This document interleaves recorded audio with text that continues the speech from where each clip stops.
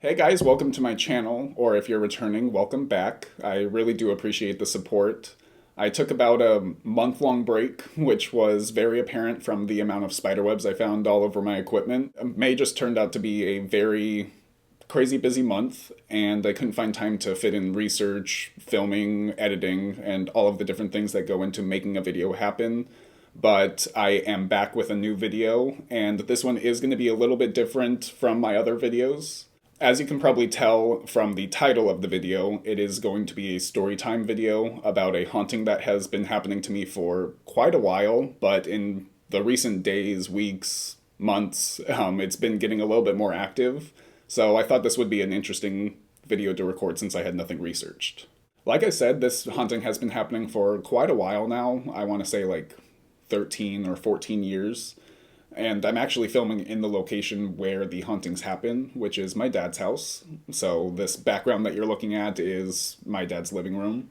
And the door behind me, the little lever, it jiggles a lot. And we even have a Ring doorbell, and nothing will be triggered on there to activate the camera or whatnot. But without me rambling on and going all over the place with this story, let's just go ahead and dive into this story time. About 13 years ago, my family moved to the Bungalow District of Santa Barbara, which is just the name of the section where all of the oldest houses are in Santa Barbara. They all come with carriage houses, and the streets surrounding the houses are very tiny because back in the day only carriages went down and there was no cars parked on the side of the street or anything. After my dad purchased the house, we did not move in right away because he wanted to do some construction around the house and fix it up. So we lived with my aunt for about a month, and just before the construction was nearing a finish, my dad brought me over to give me a tour of the house and showed me things like where my sister and my room was and things like that. But along the tour, and tour is not the right word to use because this is an insanely small house, but along the way of him showing me around, the construction worker pulled him aside and asked for assistance on something, and my dad sent me on my own to go look at the rest of the house. So I made my way over to the back porch, which has a set of stairs down to the backyard, and under the porch there was a door to the basement. And in California, basements aren't really well known or very common for that matter, and so I had never been in one. So I thought that was very cool that my new house had a basement. So I made my way over and went into the basement. At the time, there was none of our things in there. It was just piles of compacted dirt, and as the piles went back to the back of the basement, it got higher and higher. I went back as far as I could, and I remember just feeling like I was being watched. But I tried brushing off that feeling because to me, that was something that always happened in horror movies or scary movies. The person would feel like they're being watched, and then something would happen. And so I just tried brushing it off, and I left the basement and went about my day. And about a week later is when we moved into the house. When we first moved in, there was nothing that really happened other than the 4 days into it, I was falling asleep, and in my room there's a giant window with a white curtain, and on the other side of that window is a set of stairs that goes from the laundry room to the side yard. And so I was falling asleep this one night, and I remember seeing a silhouette of a person, what looked like a person, standing on the landing on the other side of the window. And I know I keep on saying I brushed it off, but I just turned over and fell asleep and tried to just justify it as like, oh, something, light is bleeding in from the street and it's hitting something just right to look like a person standing there.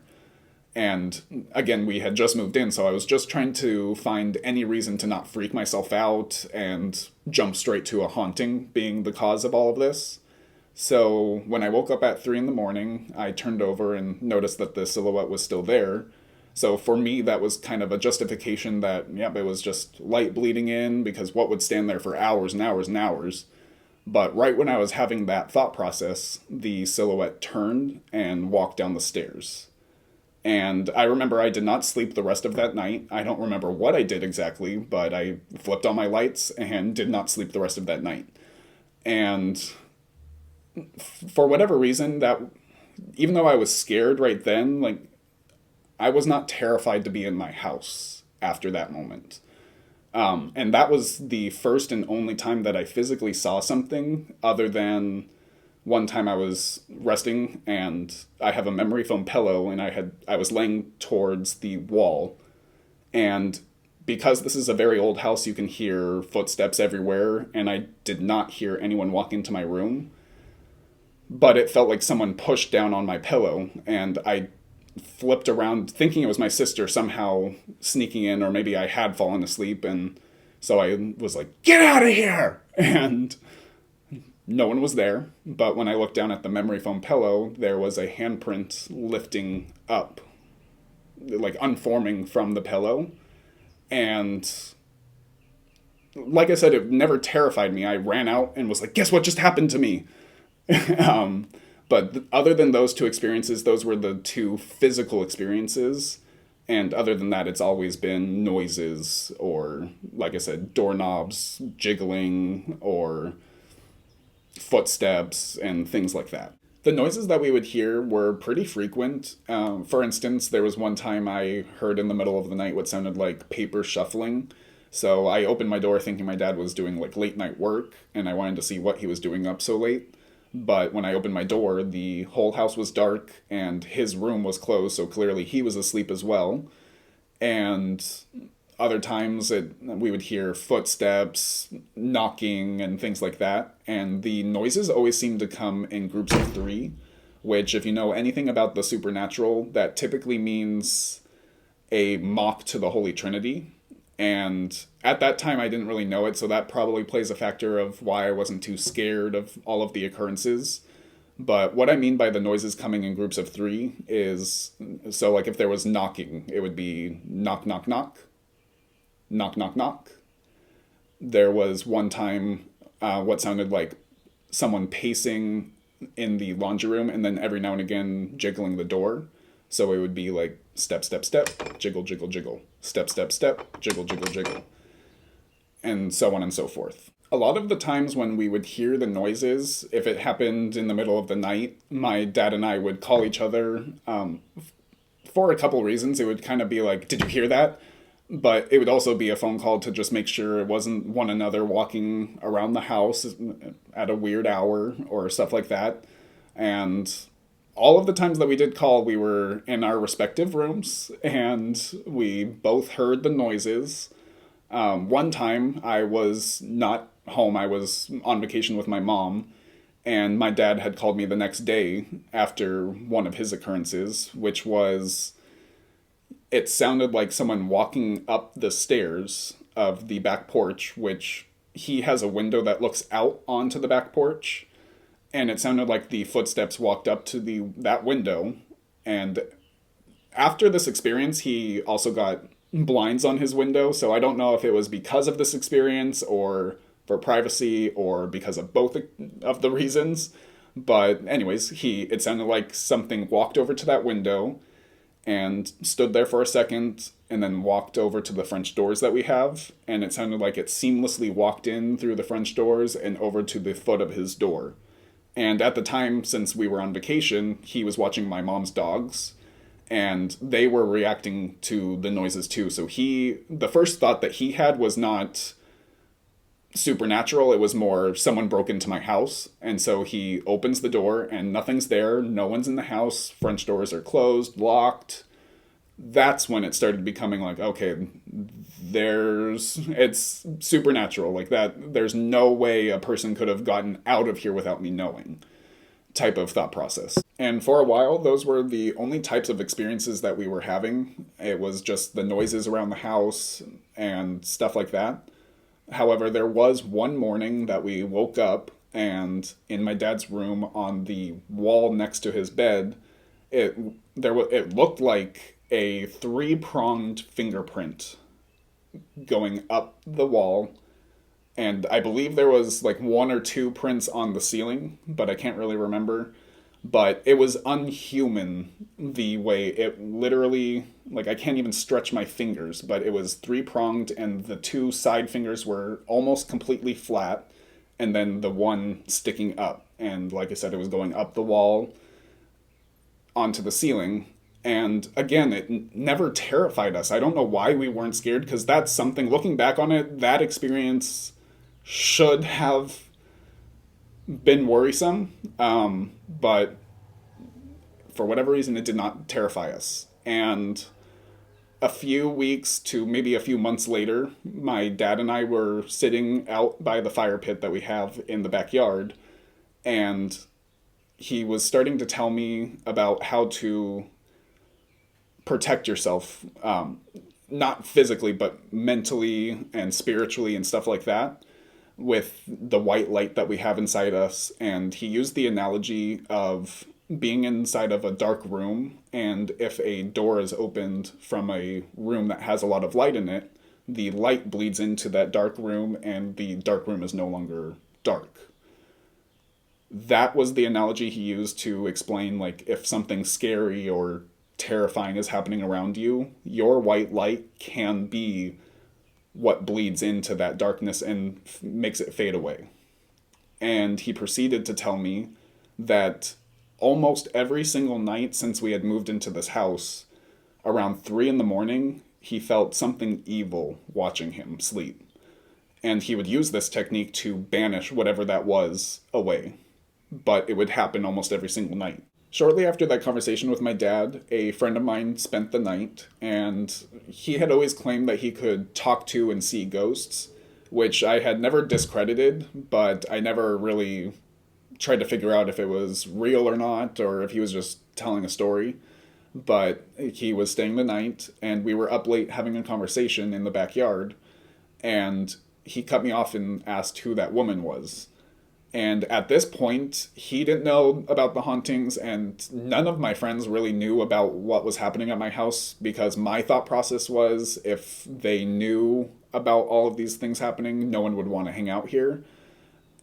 So I really it was really something that my dad and I talked about and family talked about, but not friends. And so him asking about this really caught me off guard, and I tried to play it off of like, oh, what woman? And he proceeded to tell me that there was a woman that lived in the far left corner of our basement every single day. And at night, around 3 in the morning, she would walk up to the house, into my dad's room, and watch him sleep. But if my sister was ever in the house, she would actually watch her sleep.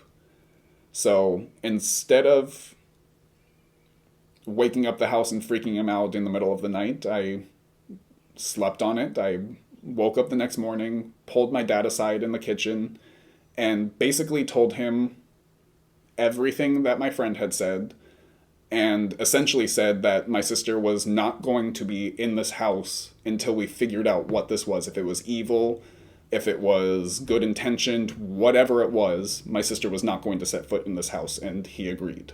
And I don't know if my dad was telling my stepmom any of the occurrences that was happening.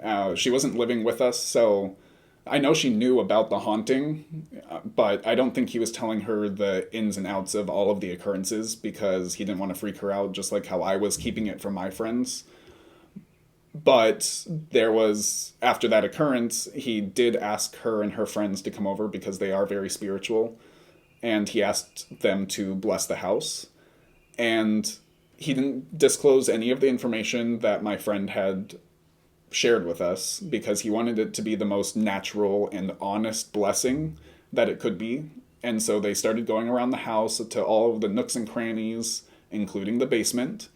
And they said that the whole house felt like it felt a feminine energy, and it just felt very despaired and maybe even a little confused. But when they got to the far left corner of the basement, they told my dad that that's where they felt the most disparity. So they believed that the entity or spirit or whatever is in this house was in the far left corner, just like my friend had said. For a while, the blessing seemed to work. There was not really any occurrences. However, I want to say like 2-3 months after the blessing, I was at work one night, and my dad was in his room, and when I came home, he had said that he thought maybe I had forgotten my key or something, because it sounded like the door that's right behind me sounded like the doorknob was just jiggling crazy. And sometimes we would do that to each other just to like alert the other person, like, hey, I'm trying to get in, can you let me in? And it is a god awfully loud sound, so it terrifies us each time we do it, but it is kind of just like a, instead of knocking, I don't know why we do it, but he thought I forgot my key because I was doing that, but he also thought it was weird that I was doing it at such a late hour. But when he opened the door, nothing was there. And like I said earlier in this video, we have a Ring doorbell now, but at that time we didn't. So he really didn't know if it was just like a neighbor playing a prank on us or whatever it was. But to this day, we can't really discredit it being part of the haunting. And just like that, the activity started on a regular basis, almost happening every single day. And it was about a month later that my stepmom got us in touch with a energy worker who, just like when my stepmom and her friends came over, they did not want to know about the occurrences so they could have a true reading. She did the same thing, but when she came over, she also felt like there was a very sad and confused woman here, and she believed that she was of Native American descent. So with that knowledge, we believe that she may be Chumash, because that's who was here before Santa Barbara was a town. So maybe she felt tied to the land that our house sits on and not necessarily the house itself, and that's why she would be very confused of what this all is, who we are, and stuff like that. The energy worker believed that her name was Jane. So whenever something happens, we always say like, oh, Jane's active again. But at the end of the session, she called forward a tribe chief and asked him to bring her forward and help her over to the light. And after that occurred, she put some blessed objects around the house and told us to never touch those, never move them for any reason. And that's what we did. They just sat there for years. And in those years, sorry, a plane's going over. And for years, those just sat there and nothing happened in those years that they sat there. But on a random day, I noticed that they were all gone. So I confronted my dad about where they had gone, and he got very white and basically along the lines of thinking that I had moved them and was going to ask me what I had done with them. But since I had clearly not moved them, we did not know, and still to this day do not know who or what moved them, because like I said, they had been there for a year, so it wasn't like the cleaning lady or someone was cleaning up the place and just picking them up. Like, we still, to this day, do not know where they are or who moved them. Around that same time of the objects disappearing, I was just settling on moving to San Diego, which is where I actually eventually met my husband and stuff like that. And so a few years into me living in San Diego, my husband and I were, at the time, boyfriend and I were falling asleep, and he said to me, "Who's that woman?" And again, there's that question, who's that woman? I have only seen her once, but other people have seemed to see her more than I do. And so I didn't want to freak him out while we were falling asleep, so I just said, like, oh, I don't know, like, just fall asleep. The next morning, I told him everything, because I had not told him any of the story that I had now shared with you. And he was jaw to the floor, because the exact description of the one time I saw something, the one time my friend saw something, and now him, and a few other people scattered around, are all the same description. So, that description is, it's a woman. You cannot see her face, because she's wearing it looks like she's wearing a black dress with a black veil over her head. And so, like I said, you cannot see any facial features or anything. The night that my husband saw her, he said that it looked like she was just a black mist with the veil flowing in front of her.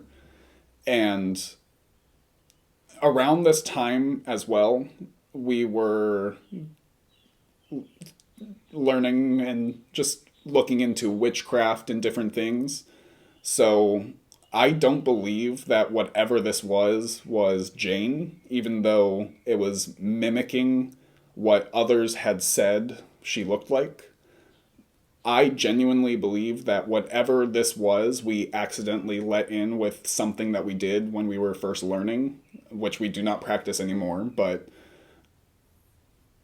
maybe we did something wrong and let something in, and it knew this knowledge about Jane and how I wasn't terrified of her. So maybe it used that to get closer to me, because shortly after that, a bunch of occurrences started happening where near death occurrences. I was driving home from work one time and a rock nearly flew through my windshield and would have hit me where the trajectory was. There was another time that I was counting money at my job, and on the other side of where I was counting money was my parked car, and someone who had been running from the cops lost control of their car, and the car came over, and if my car was not parked right where it was, they would have driven through my store and killed me and the coworker that I had working with me, and things like that. So around this time, my dad calls me and says that, I feel like I keep on saying around this time, but this is all unfolding within weeks, days, and different times, but all very close together. So after all of those occurrences had happened, my dad calls me one night and said that he and a neighbor were playing the Ouija board. And I can't remember how or why they were calling me. I think it was something like they asked some sort of question and my name was spelt out. So he calls me, and I kind of just, obviously my energy's not part of the board at this moment, but whatever they were talking to seemed to say my name. So I was like, oh, what is she wearing? And it responded, dark. I asked, are you wearing a veil? And it answered, yes. My dad asked, are you the cause of Colby's he called it bad luck. Are you the cause of Colby's bad luck? And it responded, yes. He asked, what do you want from Colby? And it started spelling out die. And so he closed the session, and that was that. We didn't really talk about the Ouija session after that. But shortly after that, my husband and I, we were in our house, and we just it felt very negative and just very heavy. So we started just, let's bless the house. We started in the living room of our apartment. When we walked around, he went off to the kitchen, and I was going to go down the hallway where the two rooms that we had and the bathroom, but something stopped me dead in my tracks. I can't explain. I, again, did not see it. I just remember it was midday, and I remember there was no light in our closet. It looked like you couldn't even see the clothes that were in our closet because something was blocking them. And I was stopped dead in my tracks, and that was the first and only time that I have genuinely been terrified. And it wasn't until my husband walked around the corner that I kind of broke out of this trance, and he too saw whatever this was, and that's when he was like, nope, F that, and started walking away, and we both got the balls to come back to the situation, and we just laid in on blessing that section of the house. And ever since then, we have not had an experience physically happen to us with whatever that entity was. Because like I said, I do not think that entity was Jane. I think it was something mimicking Jane. To this day, there are occurrences that happen, and it seems to happen between 3 and 4 in the morning. And like I said, it doesn't terrify us. So I don't know if it's because Jane, or if it's still Jane or not, but if this entity is not evil in nature, it's just, it wants us to know that she's here, or it's here. And so we aren't scared. But like I said at the beginning of the video, it is getting a little bit more active. So, for instance, like a week ago, the soundbar that my dad has in the living room turned on by itself. The only way that the soundbar works is if you have the app that's connected to that speaker and you turn it on with the app and then proceed to play music or your TV or whatever it is. And that's the only way the soundbar works. But at 3:30 in the morning, it came on with loud music by itself. But other than that, it's always just footsteps. I did feel the other night when I got up in the middle of the night to go to the restroom that I was being watched, which again, it does not happen very often. So when I do feel that feeling, ever since that first time that I felt it in the basement, I just acknowledge it and kind of move on. It does sometimes, like if I'm really groggy, it's kind of scares me, but that's just because it's the middle of the night. You don't know where this person or thing is watching you. So I think that's what more scares me rather than the actual feeling itself. But yeah, that is my haunting. And if anything has ever happened to you, I would be really interested to hear about it down below in the comments. We can start talking about our similarities or differences in our situations. But I hope that you enjoyed the story. If you're interested in learning a little bit more, like I have always been interested in going over to like the Hall of Records or something and learning a little bit more history about this house, if there is even history, because if it really is Jane being Native American and she was here before the house, then that knowledge is probably not in the Hall of Records. So if you have any recommendations of how I can get more information about the house or the land that this house sits on, I would love to hear it in the comments below. But other than that, that's going to be it for this video today. If you did enjoy the story, I would really appreciate it if you put a like down below. And if you want to see more of my content, definitely consider subscribing to my channel, because I am going to be posting videos about the lesser known true crime stories, crazy historical events, ghost phenomena, kind of like today's video, and more. So if that's what you're into, then you have stumbled on the right channel, because that is all I'm going to be talking about. And when I first started this channel a couple of months ago, I said I was going to be posting weekly, which is proving to be a little bit more of a challenge with how much it takes to put a video up and everything else going on in my life already. So I really appreciate your support through these last couple of uploads, and I want to try to promise that I'm going to do every other week of an upload rather than every week. I think that will be a lot easier to get the research done and enough research done and not feel like I'm being rushed. But again, I really do appreciate your support, and I will see you on my next upload.